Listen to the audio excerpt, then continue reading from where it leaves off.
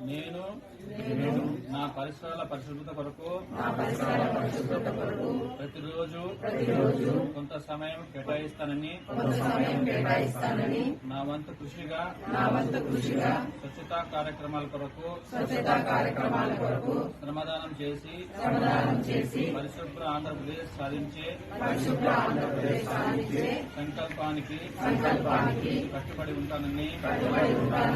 ఈ రోజు పరిశుభ్రత గురించి నేను వేసిన ఈ ముందడుగు ఆంధ్రప్రదేశ్ రాష్ట్రాన్ని శుభ్రపరచడంలో సహాయం చేస్తున్న నమ్ముతూ ఈ రోజు నుండి